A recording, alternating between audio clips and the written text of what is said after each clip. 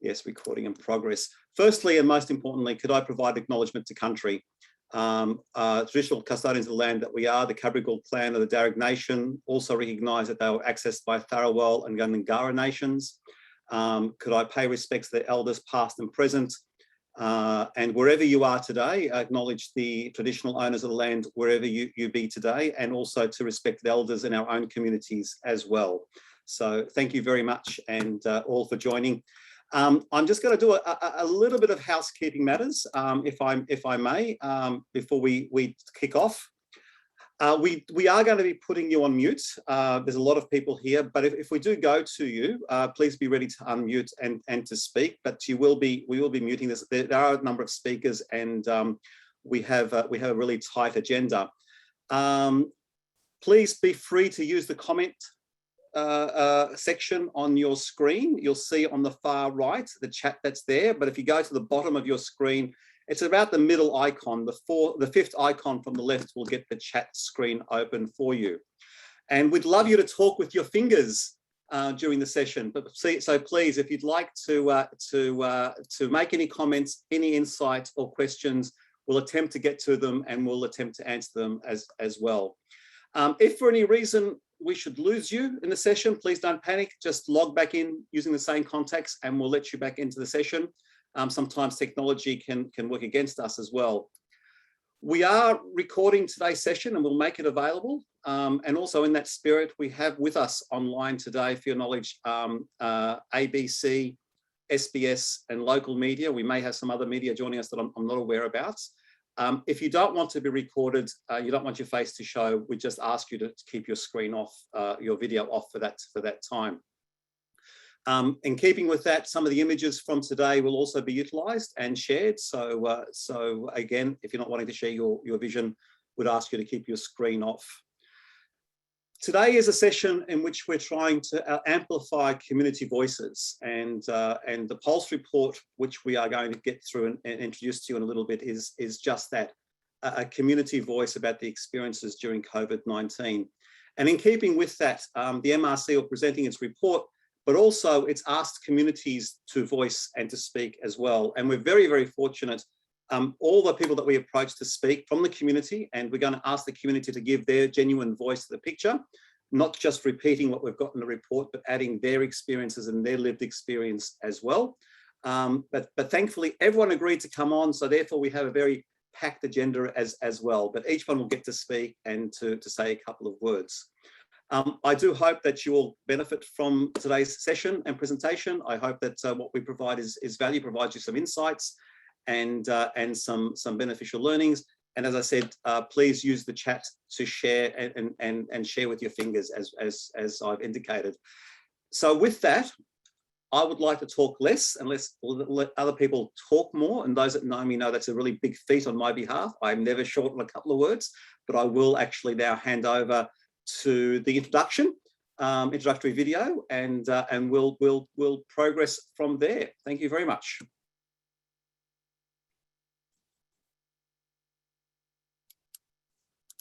Do we have the video, Rach?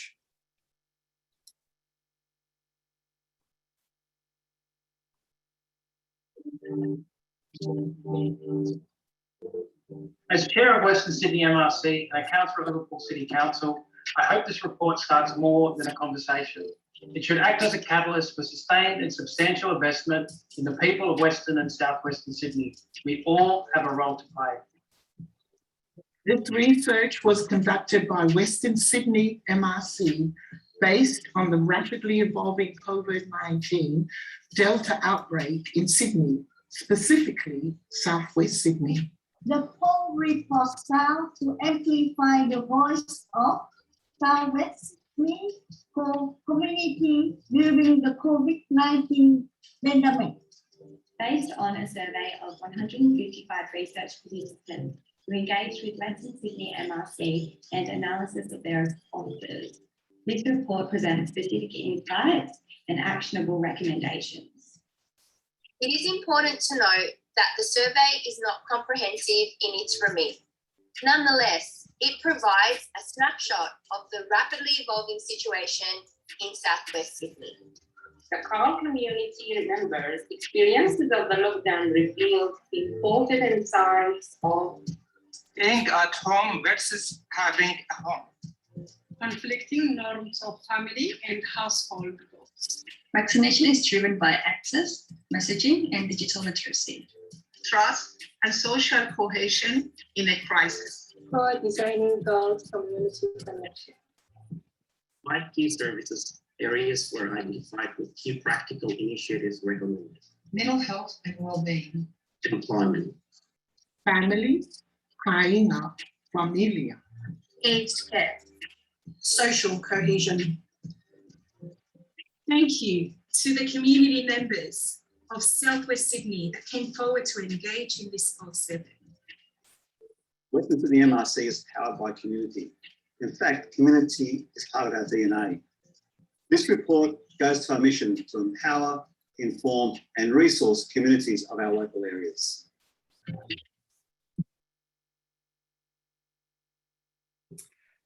Thank you very much. And making up that video, which is, can I say, very difficult to do over Zoom. So it was both recorded over Zoom and presented over Zoom. So technology is definitely pushing the limits in that space. But in speaking, there were the people that conducted the surveys on our behalf, our frontline staff at the MRC, and we thought it was important to also highlight them through their contribution, which what we've done in that video as well.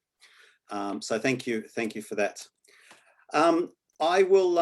I will jump to our first speaker and presenter for the session, who is Najla Turk. Najla has been a friend of mine for many years. And she's agreed also to speak, not because she's been a friend of mine, but because she is part of the community and in her own right, a valued member of the communities that we work with. She's an international speaker, trainer, author and coach. She's written a book. Her book is called The Power of Building Skills for the Future. She's also the cultural ambassador for Sunnyfield Disability Services. And I realized Najla had a particular care and interest in talking about the intergenerational care of CALD communities and how to actually resource and provide culturally informed aged care service provision. And I invite Najla to be our first guest speaker for today. Najla's still on.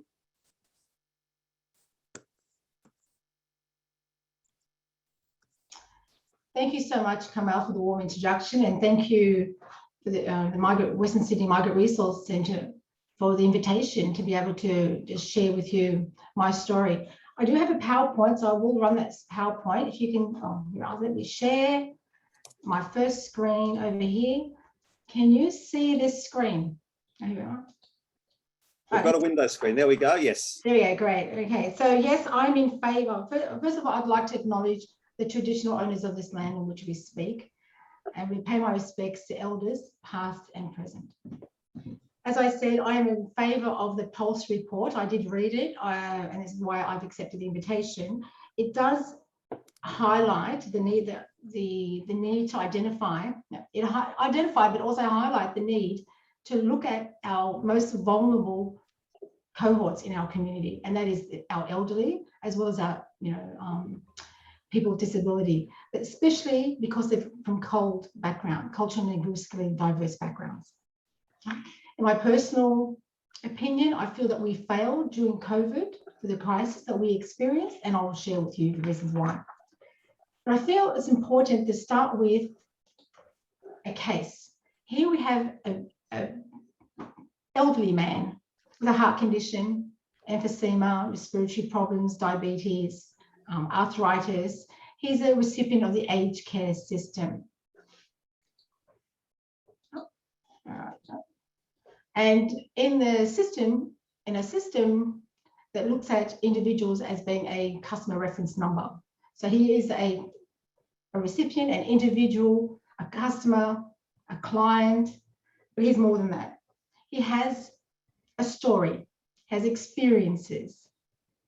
He migrated to Australia for a better life. Migrated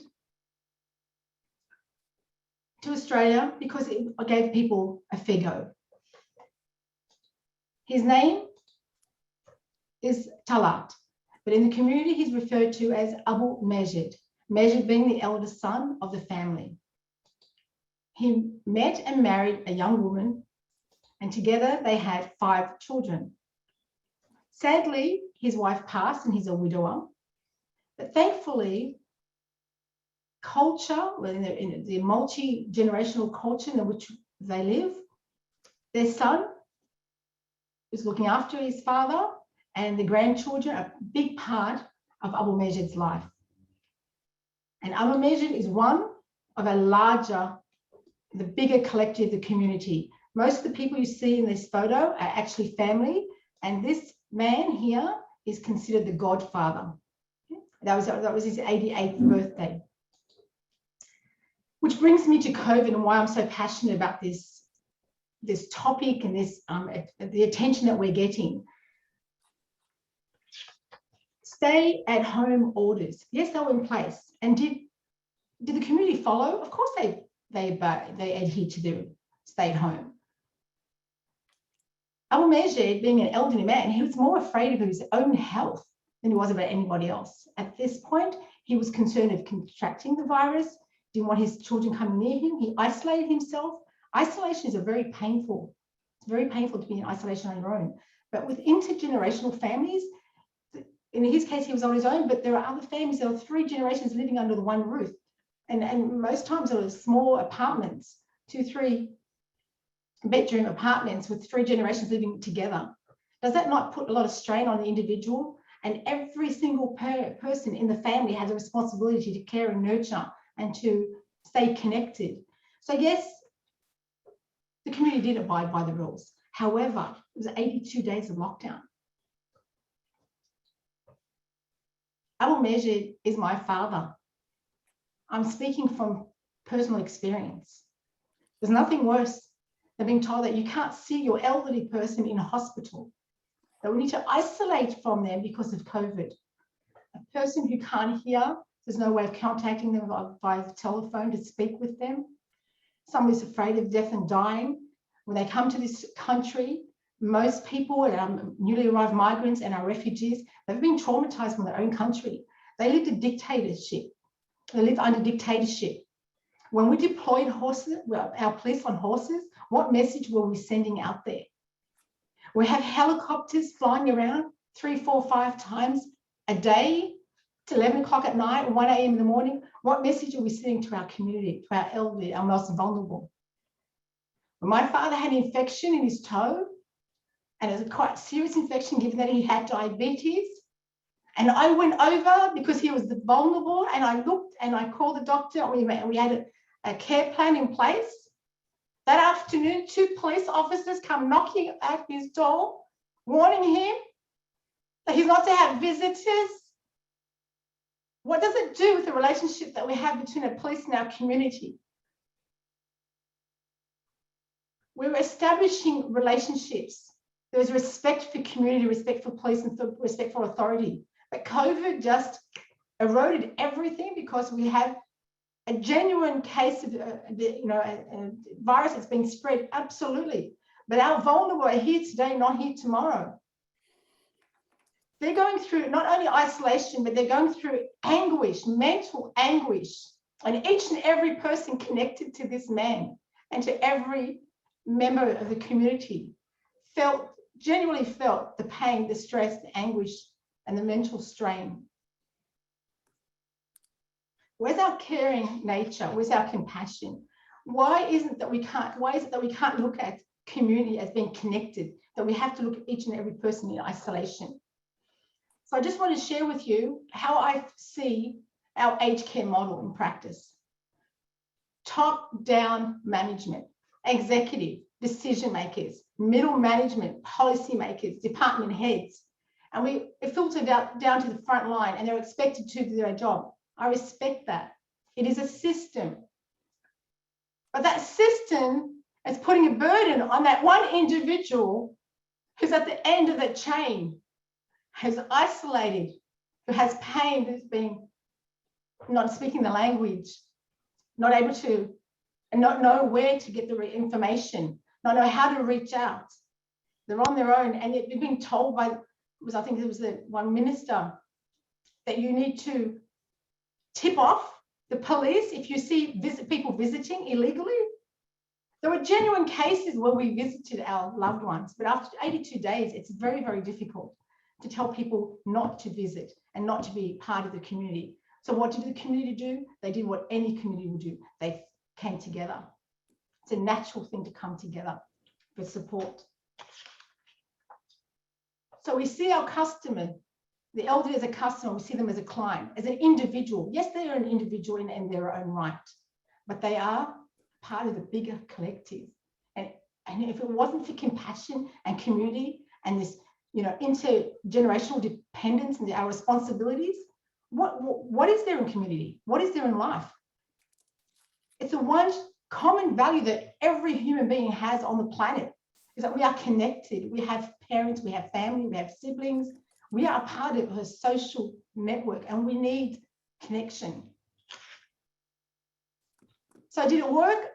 I don't feel it worked. I don't feel the orders, the lockdown orders have worked well. What can we do differently? There are lessons. There are so many lessons in this. And I'd like to propose that we just flip everything upside down.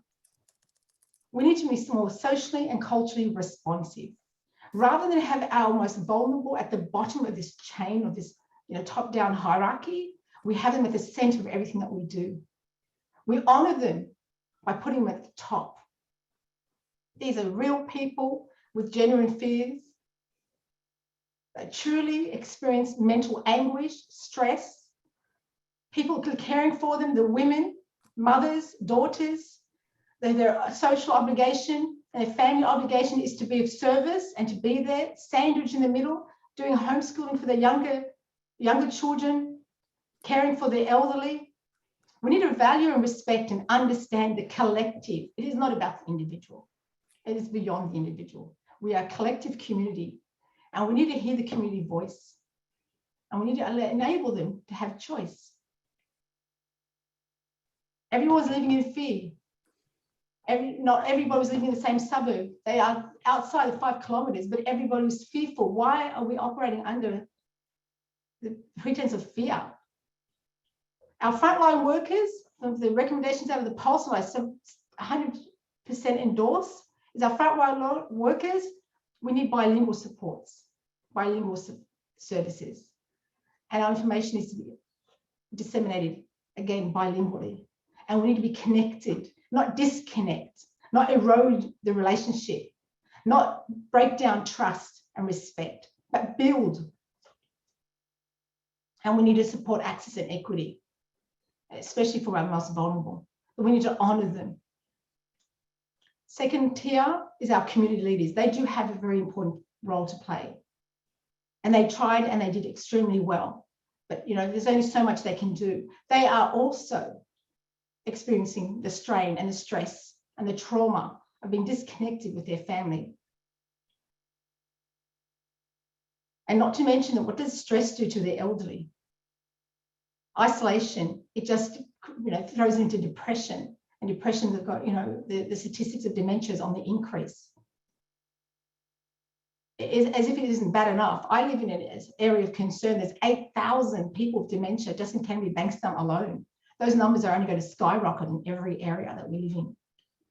So we need to co-design, absolutely. Let's co-design. Let's find out what the community want. Let's listen to them. Yeah, there are real concerns out there. And I understand COVID was a concern and it did spread. But for future pandemics and future crisis situations, we need to learn lessons. And more importantly, the whole of business, when you're operating for the sake of our community, we need to listen to the community. We need to listen to the generation, the multi-generation, and they're not one, it's a collective. Respond culturally and increase support services, both for the carer as well as the person with the elderly. The carer burden is the most under-resourced area. Carer support, respite, cultural sensitive respite. I'm a carer for 2 people. I care for 2 people. Where's the care? Culturally sensitive care that the carers should be getting to support the most vulnerable. We are all vulnerable in this situation. So lastly, let's not disconnect. Let's look at the value of family. There is richness in being a collective. We are all coming together because we are human beings. We are a race. We have social values. We share common values. Family, the elderly, we need to honor and respect. Thank you very much for your time. Thank you very much, Najla. A very emotive presentation, and I think that it certainly made an impact on everyone that was listening. And I think that message about our family units being very important and the care that we provide within our communities and the intergenerational nature of families is probably one that we might hear again as time goes on. But it's a very powerful message, and I think very, very important for our communities. Family structures are different wherever we are, but this notion of family and care to families is one that came out very strongly in the report, and that lived experience, Najla, that you provided just brings to life the messaging that we've been hearing and what we understand as well. Thank you very much, Najla, and I will press on, even though it was very moving, and I'm sure that we're going to hear some equally powerful presentations as we proceed. I'm going to present our next speaker, who's also a friend of ours, has done a fair bit of work with us in recent times, Bashar Hanna. He's also increasingly being active in social media and in different spaces. Bashar is a recipient of the Order of Australia Medal. He's a community fellow with West Sydney University. He's president of the Australian Mesopotamian Cultural Association. He's involved in arts and community development right across the board. Community liaison teacher with Prairiewood High, and Bashar is a superstar in his own right, as all our presenters are, of course. Bashar, if I could hand over to you. You've already started the presentation, so I shall stop speaking. Thank you, Bashar. Thank you very much, Kamal. And I would like to also acknowledge the traditional custodians of our land, where we are meeting virtually today in its etheric atmosphere, and would like to extend my respect to their elders, past, present, and emerging. And secondly, I would like to express my deepest appreciation to our Australian society, including its government and non-government agencies, with our multicultural communities and their leaders, for the super marvelous efforts to wisely face and go through the difficult times of COVID-19 pandemic and its associated challenging issues. However, there is always a room for improvement. And this usually happens through learning from past experiences and from receiving constructive feedback from different perspectives. This is why I would like to thank Western Sydney MRC for producing such a valuable report, where we have documented some important snapshots of the community reactions, responses, and worries during the beginning of the lockdown. Moving forward towards the recovery stage, planning and implementation processes, it is essential to acknowledge that everything is changing in a very noticeable, dynamic manner. This is why I will endeavor to focus in my quick presentation on some important factors that may directly impact on community mental health and well-being during the post-lockdown stage. With the reference to page number 10 of the Pulse of Southwest Sydney CALT Communities report, the report suggested some important recommendations related to the mental health and well-being factor. And on its page 22, it referred to one of the key areas of concern within Southwestern Sydney communities at the time, being the vaccines and the barriers to getting jabs and arms. See, now heading to the 70, 80 or 90, or probably more than 90% vaccination rate, there will be some concerns about the vaccination long-term effects, and also the physical distancing and the future coronavirus variants. So there is a need to continue to produce evidence-based information to assure community members that they have selected the right option, and to strengthen the level of trust with the government, which is still an issue for some community members at the moment. Because with what's available online from anti-vaccine groups, some community members are still developing some extent of worries, which will impact directly or indirectly on their well-being. Also, the socio-economical challenges post the lockdown stage will be manifested in its two directions of the community social life and their welfare components too. So from the social perspectives, we need to give special considerations to children well-being and education, because what's the back on track plan? Also, youth mental health.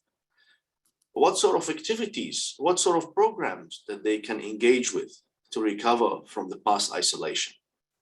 Parents and extended family compositions, interactions and socialization boundaries, aged care and elderly people, as Najla said, the social isolation during pandemic was very harsh on them. Individuals with special needs and their interrupted access to disability services, and the general Australian mateship and the physical distancing factor. Touching base on the economic impact and welfare beyond lockdown, we need to consider there are many people have lost their employments, and I'm not sure if there will be pathways and possibilities of finding new jobs around.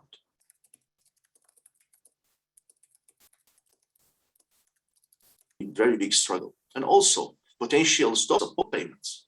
What would those people do? I'm not sure if there is a clear plan about that. The local businesses, many local businesses, hairdressers, how are they going to recover? They need time, so they're going to be a transition stage that we need to collaborate and give ideas to support that stage to be as quick and as productive as possible. Investments and future market trends and the uncertainty associated with that. And also there are some community talks about fee from prospective tax increment to recover the economy.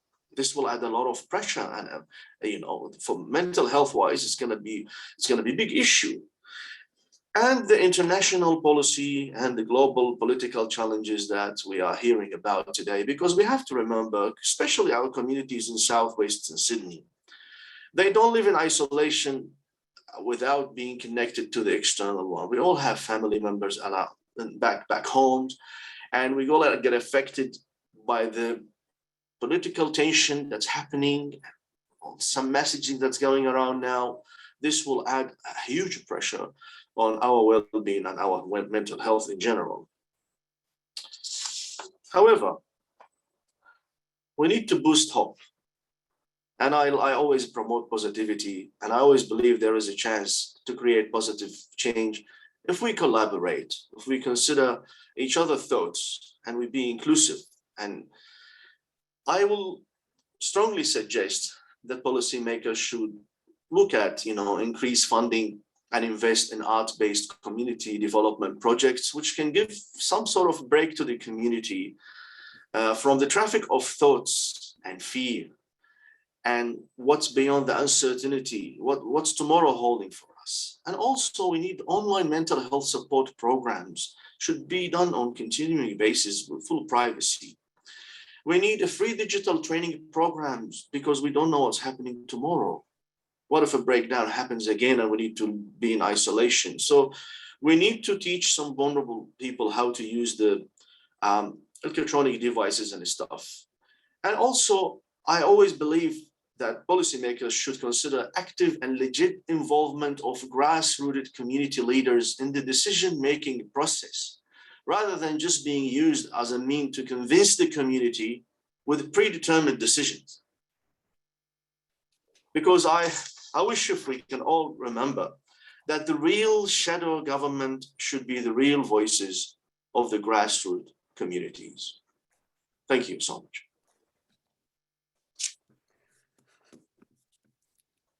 Thank you very much, Bashar, for that, and for highlighting some of the mental health stresses that our community is facing. and not only looking at what's been facing, but also looking forward to looking how we can bring those experiences to bear as part of the recovery plan moving forward. So thank you very much for that contribution, Bashar, and very much appreciated. I was negligent, just before I go to our next speaker, I was negligent not acknowledging our special guests that are here today, and I'm probably not going to do that justice at the moment as well, but can I acknowledge the federal and state MPs that are online? I know I've seen Anne Stanley and Melanie Gibbons online. I note also that we have Wendy Waller, the Mayor of Liverpool, also online as well. We might get a chance to hear from some of them a bit later as time permits, but and all the other VIPs are online as well. I might mention them as we progress. So I just want to acknowledge their presence with us today.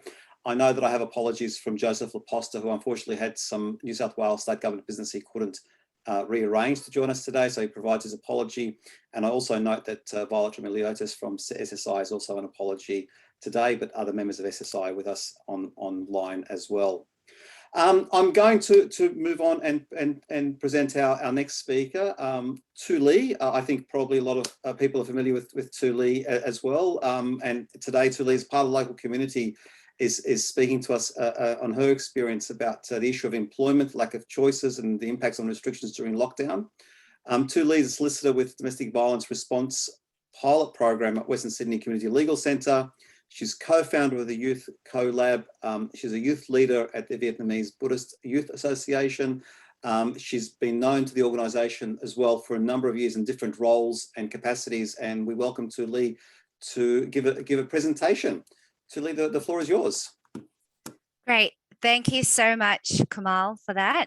And good afternoon, everyone. It's great to see everybody on this call. So my name is Tu Le, and before I get started, I'd like to acknowledge that I'm dialing in from Daruklan and pay my respects to elders past and present. I'd also like to acknowledge that sovereignty has never been ceded and that these lands always was and always will be Aboriginal land. Secondly, I'd just like to acknowledge just how tough it's really been for everyone over the past 19 months or so. No matter where you live or who you are, we have all been impacted by this pandemic. But what is abundantly clear, I think, particularly in the last 3 months, is that we are not all impacted by the pandemic in the same way. And we know that it's been even tougher for the most vulnerable members of our communities. And that's why this Pulse of Southwest Sydney CALD Communities report is so important. And I'd just like to thank Western Sydney MRC, first of all, for inviting me to join this panel today and to highlight the findings of this report, which aims to amplify the voices of the CALD communities that make up Southwest Sydney during the COVID-19 lockdown. I've also had the pleasure, as Kamal had mentioned, of working alongside Western Sydney MRC and know of the fantastic work that they do in community capacity building, advocacy and research, and other initiatives and support services for disadvantaged individuals and families in Western Sydney. So I've been asked to speak today about one of the 5 service areas from the report, and that is employment. Now, I apologize in advance because I don't have any fantastic visuals or PowerPoint presentations as the previous 2 speakers did, so you'll just have to bear with me. So we all know that Southwest Sydney is home to a significant number of migrants and refugees, many from war-torn countries. This survey itself covers participants from newly arrived migrant, refugee, and diverse communities. Employment is widely recognised as one of the most vital steps for successful settlement in a new country. However, migrants are some of the most vulnerable workers in Australia. We know workers from migrant or CALD backgrounds also face many additional barriers to finding and maintaining work, from limited English skills, facing cultural and structural barriers to entering the job market, and limited knowledge of their workplace rights and entitlements. But during a pandemic like the one that we're in now, the barriers to accessing work and the lack of job security are even greater, particularly with stay-at-home rules and the restrictions on movement enforced by the government. With a lack of welfare safeguards, such as wage subsidies and the security of permanent employment, the onus has really fallen on individuals to fend for themselves, and community organisations like Western Sydney MRC and other local services to provide additional emergency support that is not only culturally appropriate, but in community languages. According to the SAFER Index, we know that this region experiences greater socio and economic disadvantage compared to the rest of Sydney. Whilst the stay-at-home orders were deemed necessary to restrict the movement of people and hence the spread of the virus, it also highlighted a reality for many people in Southwest Sydney who are on low income and cannot afford not to go to work. Almost a quarter of the respondents face this barrier for staying at home. This response makes it abundantly clear that one cannot stay at home if there is no home to stay in. When you're living paycheck to paycheck and have just enough to pay rent and bills and put food on the table, you don't have the luxury of staying at home. From the report, 10% of responses noted that they had no choice but to travel due to being an essential worker, or the more recent terminology used, which is authorised worker. Our communities are primarily employed in industries such as construction, manufacturing, and retail trade, all of which involve